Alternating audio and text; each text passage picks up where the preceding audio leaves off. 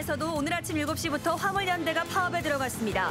당장 큰 차질은 없었지만 파업이 장기화할 경우 피해가 커질 것으로 예상됩니다. 경찰이 어제 발생한 화물 차량 연쇄 방화 사건에 용의 차량을 쫓고 있다고 밝혔습니다. 화물연대는 자신들과 전혀 관련이 없다고 주장했습니다. 고급 외제 승용차를 들이받은 뒤 보험금을 받아 챙기는 수법으로 1억 3천만 원을 챙긴 일당이 경찰에 적발됐습니다. 보험 사기극에는 부인과 처제 등 가족들이 가담했습니다. 음주운전에 대한 법원의 처벌 수위가 갈수록 높아지고 있습니다. 음주운전을 하다 도로에서 잠이 든 30대 운전자에게 징역 10월이 선고됐습니다. 오늘 아침 한 고등학교 기숙사에서 고3 학생이 투신해 숨져 경찰이 투신 경위에 대해 수사를 벌이고 있습니다. 지역 건설업 활성화를 위해 우정혁신도시공사의 60% 이상을 지역업체가 맡도록 하는 방안이 추진됩니다. 울산현대 수비수 곽태휘가 K리그 올스타 최다 득표의 영예를 안았습니다. 여러분 안녕하십니까? 6월 25일 월요일 UBC 프라임 뉴스입니다. 화물연대 울산지부도 오늘부터 무기한 파업에 들어갔습니다. 당장 물류대란은 없었지만 사태 장기화된 타격이 불가피할 전망입니다. 보도에 서영만 기자입니다. 화물연대 울산지부도 오전 7시부터 일제히 파업에 들어갔습니다. 파업 참가 차량은 일부 비조합원을 포함해 600여 대로 추산됩니다. 운송료 30% 인상과 표준 운임제가 법제화될 때까지 무기한 파업한다는 방침입니다. 표준 운임제를 법제화시켜 주겠다 했던 그게 제일 큽니다. 그리고 지금 면세유 지급하라는 것이고 노동기본권이고요. 그리고 산재보험법, 그리고 화물자동차 운수사업법 이렇게 5가지가 정리되어 있습니다. 파업 첫날 동참을 촉구하는 조합원과 운행 차량 간에 크고 작은 마찰이 있기는 했지만 파업 참가 차량이 전체 화물차의 10% 미만이어서 일반 화물의 경우 별다른 차질이 빚어지지는 않았습니다. 화물연대 가입된 퍼센트가 전체 부품 차량의 1%도 안 됩니다. 그거는 가담해도 저희하고는 별 관계가 없습니다. 문제는 벌크 운반과 수출용 컨테이너 수송입니다. 상대적으로 조합원 비중이 높고 비조합원의 경우 주말을 이용해 미리 운송했거나 운송을 자제해 운행 차량이 반으로 줄었습니다. 파업 대비가 하주분들이 금요일, 목요일부터 해가지고 주말까지 화물을 주초 물량까지는 반입을 한 걸로 알고 있습니다. 항만청은 만일의 사태에 대비해 비상대책반 가동에 들어갔습니다. 터미널 운영사와 협의하여 장치율 저감하고 그리고 대체 수동 수단을 확보하여 항만 운영에 차질이 없도록 추진하고 있습니다. 파업 사태가 일주일에서 열흘 이상 장기화될 경우 수출을 중심으로 지역에서도 물류 수송에 상당한 차질이 우려되고 있습니다. UBC 뉴스 서영만입니다. 화물 차량 연쇄 방화 사건을 수사하고 있는 경찰이 용의 차량 2대를 포착해 추적하고 있다고 밝혔습니다. 이 화물연대는 자신들과 관련 없는 일이라고 주장했습니다. 윤중 기자가 보도합니다. 피해 차량 16대는 모두 화물차입니다. 하나같이 운전석과 조수석 타이어에서 불이 시작됐고 인화성 물질이 발견된 곳도 있습니다. 발생 시간과 지역 등 동선을 보면 경주에서 울산으로 연결됩니다. 경찰이 이번 사건을 계획적이고 조직적인 연쇄 방화로 추정하는 이유입니다. CCTV를 분석한 경찰은 화재 발생 시간대 화재 현장 인근을 지나간 2대의 차량을 용의 선상에 두고 추적하고 있다고 밝혔습니다. 발생 시간대 경주, 울산 지역을 통행한 차량 중에 의심점이 있는 차량 2대를 발견해서 지금 확인 중에 있습니다. 화물연대는 이번 사건이 자신들과 전혀 관련이 없다고 주장했습니다. 똑같은 우리 화물 노동자들끼리 왜 우리가 화물차를 이런 파손을 하고 해야 되는지 저도 저 화물차에 한 사람으로서 저도 그렇게 지시를 하지 않을 뿐더러 해서도 또 안 됩니다. 경찰은 25개 팀 143명으로 전담 수사팀을 구성해 경주, 부산경찰과 공조 수사에 나서는 한편 현장 주변에 남은 인화물질을 수거해 정밀 감식을 벌이고 있습니다. UBC 뉴스 윤종입니다. 그런데 어제 화재로 불탄 화물 차량 대부분이 자기 차량 손해보험, 이른바 자차 보험에 들지 않아서 보상받을 길이 막막하다고 합니다. 계속해서 이다로 기자가 보도합니다. 화물 차량 화재가 발생한 주유소 차고지입니다. 차체는 까맣게 그을렸고 운전석은 잿더미가 됐습니다. 화물칸에 실려있던 종이 제품도 피해를 입었습니다. 우레탄 트럭이 있던 곳과 주유소와의 거리는 불과 10m밖에 떨어져 있지 않아 연쇄 폭발이 일어났을 경우 대형 화재로 이어질 뻔했습니다. 화재 피해를 입은 화물 차량이 주차돼 있던 7곳 가운데 5곳이 도로변이었고 일부는 주유소와 충전소 주변이었습니다. 하지만 피해 차주들이 보상받을 길은 막막합니다. 화물 차량 보험료가 일반 승용차보다 2배나 많아 90% 이상이 자차 보험에 가입하지 않았기 때문입니다. 한 달 밤새 만나고 다니까 돈 한 200만 원인데 그 200만 원 중에서 차량 보험을 들어가지고 뭐 100만 원, 100몇십만 원 내면 어떻게 살아요? 못 살잖아요. 25톤 카고 트럭의 가격은 대략 1억 5천만 원. 전 재산이나 다름없는 트럭이 불탔지만 어디 하소연할 데도 없는 피해 차주들의 속도 함께 타들어가고 있습니다. UBC 뉴스 이다루입니다. 차량 한 대 가격이 억 단위가 넘어가는 고급 외제 차량들은 수리 비용도 그만큼 비싼데요. 이 점을 노려서 일부러 사고를 낸 뒤 수리비 등 보험금을 타낸 외제차 수리업자가 경찰에 붙잡혔습니다. 잡고 보니 부인과 처제 등이 동원된 가족 사기단이었습니다. 윤경재 기자입니다. 범행에 이용된 차량입니다. 유명 외제차의 한정판 모델로 차값이 4억 7천만 원입니다. 27살 송모 씨 등 6명은 지난 1년 동안 고급 외제차로 9차례나 고의로 교통사고를 냈습니다.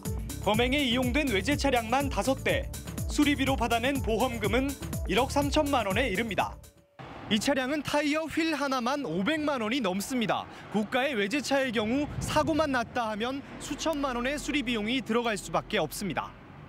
이들은 수리비가 비싼 외제차의 경우 수리비보다 적은 돈으로 합의를 시도한다는 점을 노렸습니다. 무상금이라고 수리 맞추지 않고 수리비 80% 상태 돈으로 합의하는 것은 수리비가 비싸니까 종종 그런 경우가 있습니다. 외제차 수리업자인 송 씨는 보험금만 받고 수리는 자신이 하거나 아예 수리를 하지 않고 다른 사고를 내 이중으로 보험금을 타내기도 했습니다. 송 씨 부인과 처제, 장인, 장모 등 가족이 가담했기에 가능한 일이었습니다. 부부나 처제 등 가족 관계로 외제 수입차가 교통사고 발생 시 수리비나 렌트비가 아주 비싸다는 사실을 알고 서로 짜고 고의로 교통사고를 내고. 경찰은 송 씨 등 3명을 구속하고 송 씨의 가족 4명은 불구속 입건했습니다. UBC 뉴스 윤경재입니다. 음주운전을 하다 도로에서 잠이 든 30대 운전자에게 법원이 실형을 선고했습니다. 무분별한 음주운전에 경종을 울린 것으로 보입니다. 보도에 이정환 기자입니다. 칠흑같이 어두운 국도 한가운데 승용차 한 대가 전조등을 켠 채 서 있습니다. 만취한 운전자가 신호 대기를 하다 그만 잠이 든 겁니다. 도로에서 잠이 든 음주운전자가 가속 페달을 밟아 경찰 순찰차를 들이받는가 하면 경찰과 소방관이 문을 열어도 술에 만취해 깨지 못하는 운전자도 있었습니다. 이처럼 음주운전을 하다 운전자가 잠이 든 경우는 지난해 8월 이후 2달에 한 번꼴. 고의성이 없고 처벌 근거가 미약하다는 이유로 대부분 단순 음주운전으로 처벌받았지만 이젠 사정이 달라졌습니다. 법원이 신호대기 중 잠을 잔 30대 음주운전자에게 징역 10월의 실형을 선고한 겁니다. 법원은 피고인이 운전 중 잠이 들 정도로 술에 취해 음주운전을 조사하는 경찰을 폭행했으며 음주운전으로 실형을 선고받고 출소한 지 5개월 만에 또 음주운전을 해 엄벌에 처한다고 밝혔습니다. 법원의 이번 판결로 도로 한복판에서 술에 취해 잠드는 간 큰 운전자가 줄어들지 주목됩니다. UBC 뉴스 이정환입니다. 오늘 아침 한 고등학교 기숙사에서 고3 학생이 투신해서 스스로 목숨을 끊었습니다. 경찰은 취업과 관련된 스트레스나 학교폭력 등 다양한 가능성을 열어두고 수사를 벌이고 있습니다. 보도에 김규태 기자입니다. 고등학교 3학년 18살 김모군이 숨진 채 발견된 것은 오늘 아침 8시쯤. 기숙사 건물 1층 바닥에 쓰러져 숨져 있는 것을 학생들이 발견해 신고했습니다. 김 군은 평소처럼 아침 6시에 일어나 운동을 한 뒤 아침 식사를 마치고 갑자기 자신의 기숙사 7층에서 뛰어내린 것으로 알려졌습니다. 빨리 가자. 그러니까 먼저 가라. 계속 그리고 55분경에 제 방에서 떨어졌어요. 숨진 김군은 유서도 남기지 않았습니다. 김군은 지난 3월 울산의 한 대기업 계열 화학업계에 취업까지 확정된 상태여서 투신한 이유에 대해 더욱 관심이 쏠리고 있습니다. 경찰은 일단 산업설비과를 전공한 김군이 다른 분야 자격증인 위험물 취급기능사 자격증 취득 문제로 스트레스를 많이 받은 걸로 보고 있습니다. 시험 관련한 자격증 취득 문제로 힘들겠다라는 진술로 봐서는 그걸로 상당히 스트레스 받지 않았나. 경찰은 그러나 교내 폭력 등 다른 원인이 있었는지 파악하기 위해 학생과 교직원들을 상대로 조사를 벌이고 있습니다. UBC 뉴스 김규태입니다.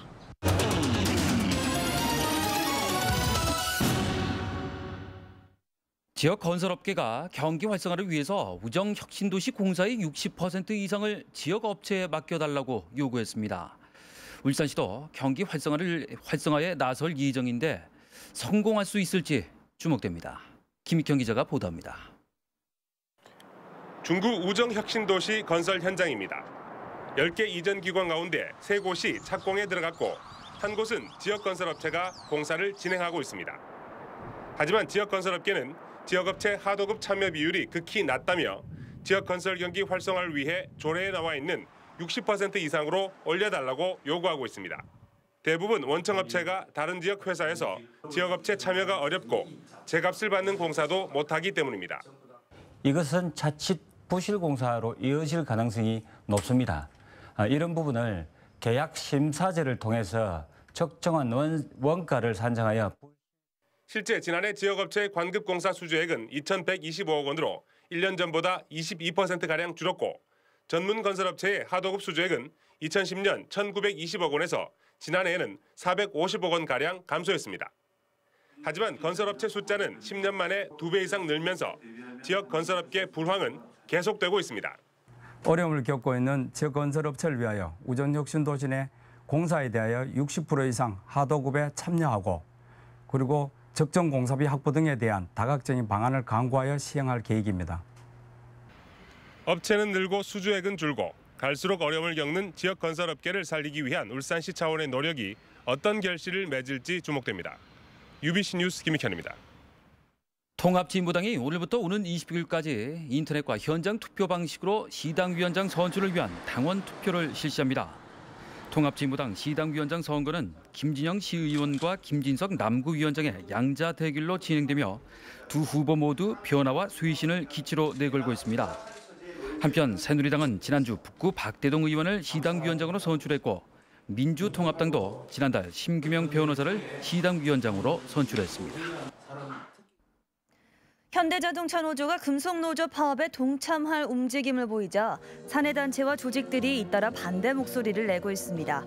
현대자동차 우리사주조합은 오늘 조합원을 중심에 둔 협상이 돼야 한다는 제목의 소식지를 내고 파업을 전제로 둔 교섭이 되어선 안 된다고 밝혔습니다. 지난 20일에는 현장 노동조직인 현장혁신연대가 실의가 없는 내리꽂기식 파업 투쟁은 또 다른 혼란과 분열만 초래할 뿐이란 입장을 밝히기도 했습니다. 여수엑스포 행사에 공무원 동원이 도를 넘고 있습니다. 울산시에 따르면 여수엑스포 개막 이후 지금까지 16차례에 걸쳐 공무원 1,400여 명이 견학과 교육 등의 명목으로 행사장을 다녀왔고 남은 일정을 감안하면 모두 1,700명을 넘길 것으로 예상됩니다. 특히 정부는 공무원 동원을 위해서 여름 휴가를 앞당기고 연가 보상비 선지급은 물론 현지 방문 실적까지 요구한 것으로 알려져 물의를 빚고 있습니다. 울산지법 제3형사부 성금석 부장판사는 오늘 사기와 강도상해 혐의로 기소된 59살 한 모 씨에게 징역 7년을 선고했습니다. 한 씨는 지난해 9월 전복 사업을 미끼로 지인으로부터 2,500만 원을 가로채고 지난 2007년에는 재개발 사업과 관련해 투자금 1억 원 상당을 받아 챙긴 혐의를 받고 있습니다. 한 씨는 또 지난 1월 부산의 한 노래방에서 술을 마신 뒤 술값을 내지 않고 여주인을 폭행한 뒤 달아나기도 했습니다. 울산 현대 수비수 곽태휘가 K리그 올스타 최다 득표에 영예를 안았습니다. 프로축구 연맹은 K리그 올스타 팬 투표를 통해 4만 2천여 표로 1위를 차지한 곽태휘를 비롯해 공격수 이근호, 이동국 등 포지션별 베스트 10위를 확정 발표했습니다. 다음 달 5일 서울 월드컵 구장에서 열리는 K리그 올스타전은 2002 월드컵 멤버와 K리그 올스타 간의 대결로 진행됩니다. 다음은 간추린 뉴스입니다. 울산시는 오늘 시청에서 참전용사들이 참석한 가운데 제62주년 6.25 전쟁 기념행사를 열었습니다. 이 자리에서 6.25 참전유공자회 최현필 씨와 전몰군경유족회 김정희 씨 등 11명이 시장 표창을 받았고 6.25를 바로 알아야 전쟁을 막을 수 있다는 내용의 강연도 열렸습니다. 남구청은 오늘 서나무수공원 무궁화 동산에서 6.25 참전 기념비 제막식을 가졌습니다. 이번에 제작된 기념비는 지역 출신 6.25 참전 용사들의 희생 정신을 기리기 위한 것으로 길이 7.8m, 높이 3.5m 크기의 황동부조로 만들어졌습니다. 박맹우 시장은 오늘 하루 70만 톤의 물을 울산 지역에 공급하고 있는 양산시 원동 취수장을 찾아 운영 상황을 살폈습니다. 박 시장은 또 4대강 사업의 주요 시설인 창녕 함안보와 주변 친수시설, 그리고 부산 을숙도의 낙동강 물문화관 등을 잇따라 둘러봤습니다. 제7회 장미축제 사진전이 오늘 시청 1층 전시실에서 개막했습니다. 이번 사진전에는 일반 시민들과 사진 애호가들이 찍은 사진 50여 점이 전시돼 관람객들의 눈길을 끌고 있습니다. 울산교육연대는 시교육청에서 기자회견을 갖고 내일로 예정된 국가 수준 학업 성취도 평가를 즉각 중단하라고 촉구했습니다. 이들은 일제고사나 다름없는 학업 성취도 평가가 아이들에겐 무한 경쟁을 유도하고 교육과정엔 파행을 초래하고 있다고 주장했습니다. 중구 백합주간보호센터는 오늘 남구달동 CK갤러리에서 장애인 작품 전시회를 가졌습니다. 오는 30일까지 열리는 전시회에는 중증 장애인들이 손수 만든 목판화와 부채공예 등 100여 점의 작품이 선보입니다. 울산 지방 하루 종일 흐린 날씨입니다. 성경희 캐스터, 내일은 날씨가 어떤가요? 네, 현재 울산 지방은 차고습한 동풍의 영향을 많이 받고 있습니다. 그리고 산발적으로 빗방울이 조금 떨어지는 곳도 있는데요. 지금은 바람까지 강해져서 밤새 시설물 관리에 유의를 하셔야겠습니다. 내일도 역시 동풍의 영향을 강하게 받겠습니다. 그리고 산발적으로 빗방울이 조금 날리겠고요. 오후 들어 찬바람도 꽤 강하게 불겠습니다. 한낮 기온도 23도로 오늘보다 1도가량이 더 낮겠습니다. 이런 흐린 날씨는 모레까지도 이어질 것으로 전망됩니다. 다음은 자세한 전국 날씨입니다. 중부지방은 가끔 구름 낀 가운데 강릉은 흐리고 한때 비가 예상됩니다. 한낮 기온은 29도 안팎으로 꽤 덥겠지만 강릉은 20도에 머물겠습니다. 남부지방도 동해안 지방은 흐린 하늘이 이어지겠습니다. 전주와 광주는 내일도 30도 안팎에 예상되고요. 그 밖의 지역은 24도 안팎에 머물겠습니다. 영남 지방은 흐린 가운데 경북 동해안 지역에는 오전에 비가 오는 곳이 있겠습니다. 영남 지방 내일도 큰 낮더위는 없겠는데요. 낮 최고 22도에서 26도 분포가 예상됩니다. 우리 지역 모든 바다에는 풍랑특보가 내려져 있습니다. 내일도 물결이 최고 4m까지 매우 높게 일겠습니다. 다가오는 주말과 휴일에도 비가 지날 가능성이 있습니다. 참고하셔야겠습니다. 날씨였습니다. 좀 더 강한 바람 더 세게